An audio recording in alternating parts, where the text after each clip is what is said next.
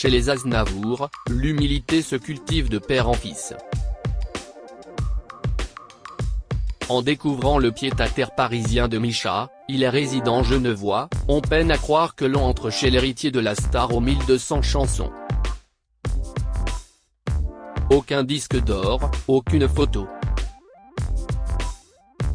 Seul un buste en bronze du grand Charles est posé dans un coin. La filiation est plutôt à chercher dans la personnalité artistique du maître des lieux. Avec ses chaussures violettes, sa veste rouge et ses chiens, ce romancier et producteur de bientôt 52 ans est un original assumé. Et pourtant, né du troisième mariage de son père avec la Suédoise Ulla Torssell, Siesti Luiki, avec sa sœur Katia, son frère Nicolas et leur demi-sœur Seda, co-gère l'héritage du chanteur, tant financier, on a parlé d'un patrimoine de 145 millions d'euros, qu'artistique. En attendant de remettre un prix littéraire qu'il a entièrement imaginé, voire encadré page suivante, Mischa parle sans tabou de sa famille, des maisons, de l'argent, des idées fixes de son père. Car chez les Aznavour, on cultive aussi la franchise. Gala, à la différence des héritiers Hallyday, vous n'avez pas défrayé la chronique après la mort de votre père. Où en est la famille Aznavour? Mischa Aznavour, ça va. Ma mère n'habite plus la maison de Saint-Sulpice, la dernière du chanteur, près de Lausanne, note de la rédaction, qui a été vendue. Elle s'est installée à Genève, près de moi et de ma sœur Katia, qui a une fille. Elle a sa petite vie tranquille, elle n'aime pas trop voyager, elle est heureuse entourée de ses enfants. Quant à Nicolas, il est à Erevan, en Arménie, où il s'occupe de la fondation Aznavour. Il a un fils de 4 ans et demi, que mon père a eu le temps de connaître avant de partir. Gala, l'un d'entre vous a-t-il été désigné pour gérer l'héritage, notamment artistique? Ah, non, tout se décide en commun. Nicolas reçoit les demandes en tout genre. Moi, je fais pas mal de relations publiques, les interviews, parce que je suis le moins timide. Et Katia et son mari sont impliqués dans le projet de film sur mon père.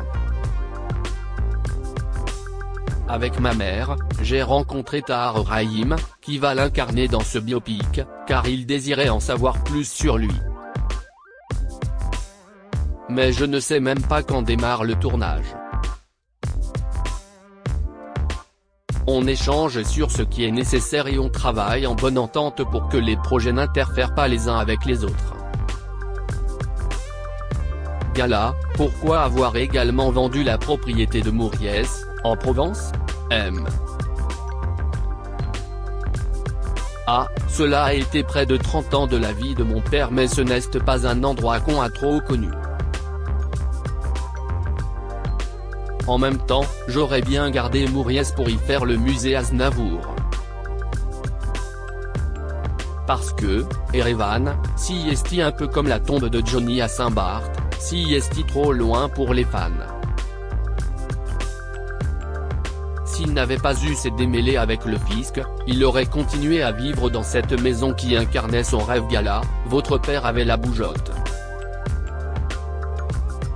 Il a multiplié les maisons.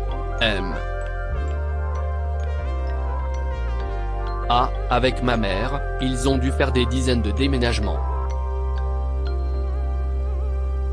Il courait après un paradis perdu, comme un homme recherche son premier amour à travers toutes les autres femmes, sa maison de Galuy, dans les Yvelines, où il vécut dans les années 60, note de la rédaction. C'était toute une époque, les copains comme Lino Ventura ou Georges Brassens qui passaient, les fêtes. S'il n'avait pas eu ses démêlés avec le fisc, il aurait continué à vivre dans cette maison qui incarnait son rêve. son fief. Si est là que le musée Aznavour aurait eu le plus sa place, en fait. Gala, par quelle magie est-ce si fluide entre ses héritiers? Ah, parce que mon père avait tout organisé avant son départ. Il souhaitait qu'on n'ait aucun souci. Pour vous donner une idée, on avait une forêt à Montfort-l'Amaury, que j'adorais. Je voulais qu'il me la laisse mais il ne voulait rien entendre. Il disait ce n'est pas constructible, je vais la vendre, tu ne vas pas savoir quoi en faire. À force de vouloir penser à tout, il en faisait presque trop, parfois. Gala, il était également propriétaire des éditions Raoul Breton, coéditeur du catalogue de Charles Trenet. Ce qu'il vous a laissé vous met largement à l'abri du besoin. Si est une liberté formidable, non? Ah, oui, je peux faire ce qui me plaît, inviter mes amis, aller au restaurant sans réfléchir. Mais je ne prends pas non plus de vol en première, je ne flambe pas. Mon père était comme ça, profitant de la vie sans complexe tout en ayant la notion des choses. Gala, quand vous étiez enfant, quel genre de père était-il? Ah, quand je suis né, ces années bling-bling étaient passées, il ne roulait plus en Rolls, n'avait plus de pique-assiette autour de lui. Après avoir réussi professionnellement, il voulait réussir sa vie privée. Les photos en famille dans les magazines People, il en faisait encore mais pour nous plus que pour lui, pour que l'on ne se sente pas exclu. Sinon, c'était un père comme les autres, qui travaillait à son piano comme un boucher travaille dans sa boutique. Et ma mère, d'origine suédoise, était aussi très discrète. Elle n'a pas profité de son mariage avec mon père pour devenir actrice ou chanteuse. Quand on lui dit tu étais mannequin, pour Ted Lapidus, note de la rédaction, elle répond n'importe quoi, j'ai juste fait quelques photos, si est vous dire. Oui, je peux faire ce qui me plaît, mais je ne flambe pas. Mon père était comme ça Gala, mesuriez-vous, enfant, la star que t'est votre père? Ah, j'en ai pris conscience vers 10 ou 11 ans. Un jour, je me suis retrouvé face à un gamin à qui j'avais dit mon père est ambulancier. Il était tellement horrible, tellement prétentieux que j'ai fini par lui balancer, mon père, en fait, si est Charles Aznavour. Alors, il a changé du tout au tout, il est devenu mielleux. J'ai compris l'effet que son nom pouvait produire sur les gens. Gala, vous donnait-il la valeur de l'argent? Ah, oui, on était gâtés sans être pourris. À 16 ans, j'avais mon appartement à Paris et quelque chose comme 5000 francs d'argent de poche. C'était énorme, l'équivalent d'un SMIC. Mais il ne m'a jamais acheté de Porsche, par exemple. Et il avait des obsessions. Les gens qui prenaient des taxis quand ils pouvaient faire les trajets à pied, ça le rendait fou. Il ne supportait pas non plus que l'on passe des heures au téléphone pour parler de rien. Gala, votre père était un taiseux? Ah, cela peut surprendre mais oui, sorti de la promo, ce n'était pas un grand communicant. Vers 15 ans, j'ai eu un accident de moto. Il venait tous les jours me voir à l'hôpital mais on ne se parlait pas. Il lisait son journal en silence et, à un moment, le baissait en disant « Bon, si est l'heure, j'y vais ». On en rigolait avec ma mère.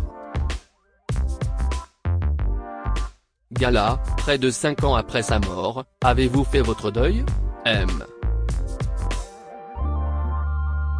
Ah, on était préparé mentalement à sa mort car, depuis ses 60 ans, quand on lui disait « Bonne nuit papa », il répondait « Oui. Si je suis encore là au réveil ». Mais quand je l'ai vu passer les 90 ans en forme, j'ai vraiment pensé qu'il allait être centenaire. Son décès a donc été une sorte de surprise. Quant aux questions, j'ai longtemps cherché à savoir s'il m'aimait, je lui envoyais des lettres auxquelles il ne répondait pas trop. À sa mort, j'ai retrouvé mes lettres. Il les avait toutes gardées, preuve qu'elle l'avait touchées. C'était un grand pudique. J'ai compris qu'il m'avait aimé sans avoir besoin de le dire. Cet article est à retrouver dans Gala N°1559 disponible dans les kiosques ce jeudi 27 avril 2023. Crédit photo, Cyril Georges Jérusalemi.